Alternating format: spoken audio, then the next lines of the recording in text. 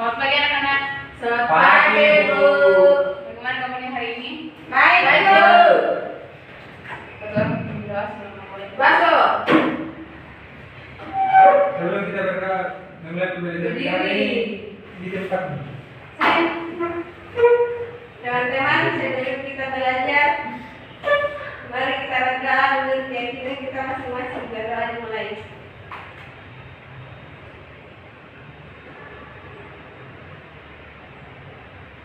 Berdoa selesai. Baik, Ibu absen dulu ya. Ya, Bu. Tinggi Bangunan, berbu. Prasetya Media, Bu. Irma Baso. Bu.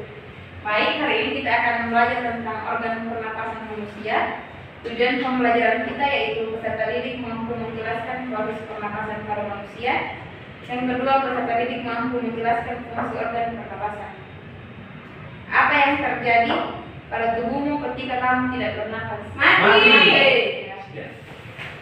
Sebutkan organ pernapasan pada manusia. Hidung, paru-paru, Jantung. Ya, Paru-paru. ya, Diafragma. ya, Tenggorokan. ya. Sebentar kita belajar ya. Bu. Nah, ada yang tahu fungsi paru-paru? Tahu, Bu. Berapa udara? Sebagai pemompa dan Tempat pertukaran oksigen dan karbon dioksida. Sistem pernapasan pada manusia. Manusia bernafas untuk memasukkan udara ke dalam tubuh. Udara mengandung oksigen. Oksigen dibutuhkan untuk mendapatkan energi dari makanan. Energi itu menggerakkan semua proses kehidupan yang sangat penting pada tubuh. Organ pernapasan manusia terdiri atas hidung, faring, laring, trakea, bronkus, bronkiolus, dan paru-paru. Yang pertama yaitu hidung. Udara masuk melalui lubang hidung ke dalam rongga hidung. Dalam rongga hidung terdapat rambut-rambut pendek dan tebal untuk menyaring dan menangkap kotoran yang masuk bersama udara. Selain disaring, udara yang masuk dilembabkan oleh selaput hidung. Yang kedua yaitu faring. Faring merupakan persimpangan antara saluran pernapasan pada bagian depan dan saluran pencernaan pada bagian belakang. Yang ketiga yaitu laring. Laring atau pekat atau jakun terdapat di bagian belakang faring. Laring terdiri atas 9 susunan tulang rawan berbentuk kotak. Yang keempat yaitu trakea atau batang tenggorokan. Pada trakea terdapat jaringan yang disebut silia yang akan bergerak dan mendorong keluar debu-debu dan bakteri yang masuk. Yang kelima bronkus. Bronkus merupakan percabangan dari trakea serta terdiri atas bronkus dan bronkus kanan. Yang keenam bronkiolus. Bronkiolus merupakan percabangan dari bronkus.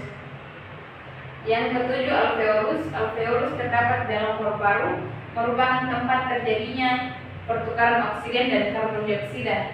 Alveolus dikelilingi kapiler-kapiler darah. Alveolus berbentuk separuh buah anggur. Yang kedelapan paru-paru.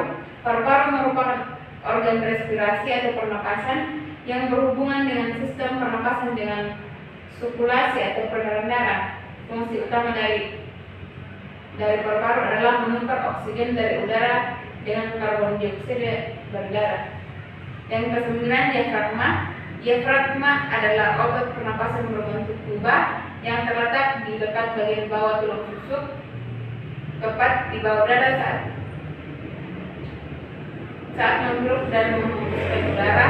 Diafragma dan otot pernapasan lainnya di sekitar paru-paru berkontraksi. Mekanisme pernapasan manusia yang pertama, menarik napas. Saat menarik napas, otot diafragma mengalami kontraksi dan paru-paru mengembang. Udara masuk melalui hidung menuju paru-paru, kotoran akan disaring saat melewati hidung, trakea, dan bronkus. Tahap yang kedua, pertukaran oksigen dan karbon dioksida. Di dalam alveoli terdapat pertukaran antara gas oksigen yang didapat dari luar tubuh dengan gas karbon dioksida yang terdapat di dalam darah. Tahap yang ketiga, membuang napas. Setelah terjadi pertukaran gas oksigen dan karbon dioksida di dalam alveoli, napas akan dihembuskan, otot diafragma akan relaksasi, paru-paru mengempis dan gas karbon dioksida dikeluarkan melalui mulut atau hidung. Penyakit pernapasan pada manusia yang pertama yaitu flu. Penyakit influenza disebabkan oleh virus dan mudah sekali menular. Penularan bisa melalui kontak langsung atau melalui cairan yang keluar dari penderita saat batuk atau bersin. Saat flu, hidung kita dipenuhi oleh lendir sehingga mengganggu pernapasan. Yang kedua yaitu asma. Asma merupakan akibat dari penyempitan saluran napas. Sesak napas menjadi tanda awal dari penyakit ini. Biasanya sesak napas digoreng oleh wheezing yang merupakan suara keras berkali tinggi saat pasien mengeluarkan napas. Bronkitis. Yang ketiga bronkitis. Bronkitis adalah peradangan yang terjadi pada bronkus atau saluran udara dan ke paru-paru. Pada umumnya bronkitis dengan batuk berdahak yang sedang, dahannya bisa berubah warna. Yang keempat tuberkulosis. Tuberkulosis atau yang bisa disebut TBC adalah penyakit paru-paru yang disebabkan bakteri Mycobacterium.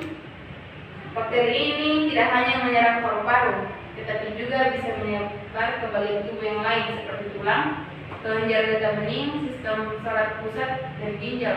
Bakteri menyebar di udara melalui percikan dahak atau cairan dari saluran pernapasan penderita. Misalnya saat batuk atau bersin, jadi kita perlu berhati-hati agar tidak tertular penyakit ini dari orang lain menderita TBC. Baik, saya tampilkan videonya agar kalian lebih paham. Ya, Bu.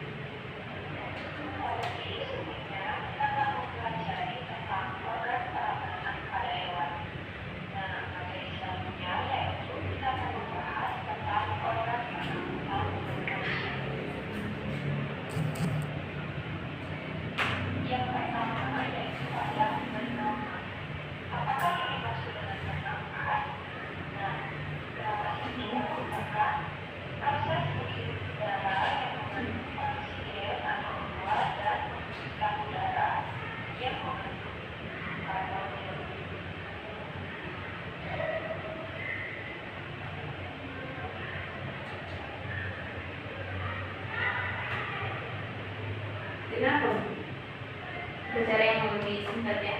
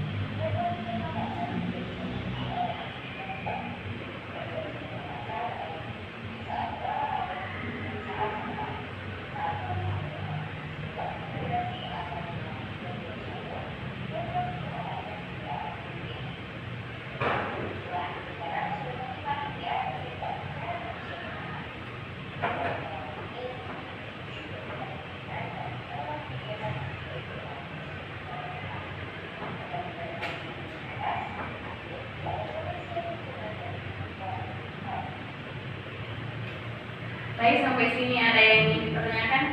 Tidak ada Bu. Tidak ada Bu. Semuanya jelas ya? Jelas. Baik, saya akan memberikan LKPD kepada kerjakan mengenai materi yang sudah kita lihat dan kita dengarkan. Dan Bu, Kelompok. tidak karena kalian cuma 3 orang ya. Individu. Iya.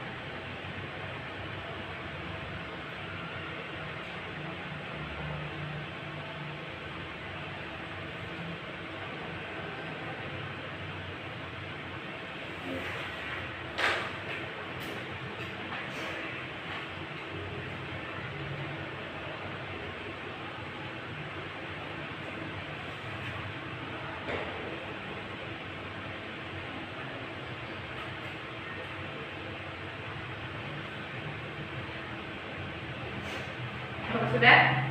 Belum Bu. Sedikit lagi Bu. Yang itu dulu ya. Saya sudah Bu. Teman-temannya pasti. Sudah Bu. Yang juga sebelumnya.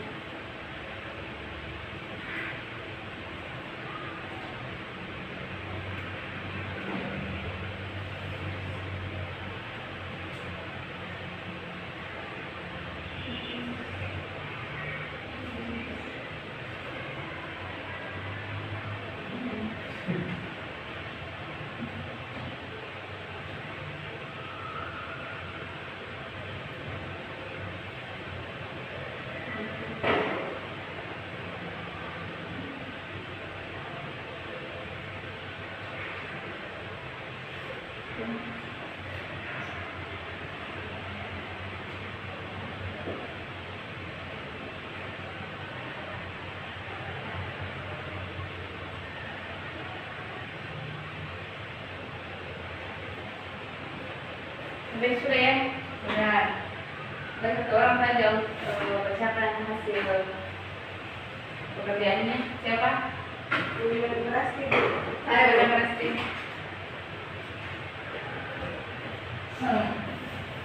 Organ pernapasan manusia. Yang pertama itu hidung, kemudian taring, kemudian laring, kemudian trakea, kemudian paru-paru, kemudian bronkus, bronchiolus, kemudian diafragma, kemudian alveolus. Ya. Jadi sebenarnya apa sama? Sama. Belum ada orang untuk rasing. Jadi paham ya? Tahu. Baik, sebelum kita pulang kita menyanyi dulu Garuda Pancasila. Itu dulu lagi ya. Garuda Pancasila, akulah pendukungmu. Patriot proklamasi, sedia berkorban untukmu. Pancasila dasar negara, rakyat adil makmur sentosa, pribadi dan satu. Ayo maju, maju, ayo maju, maju, ayo maju, maju. Baik, sebelum teman-teman orang di bawah, silakan Hengki. Sebelum kita pulang, mari kita jalan.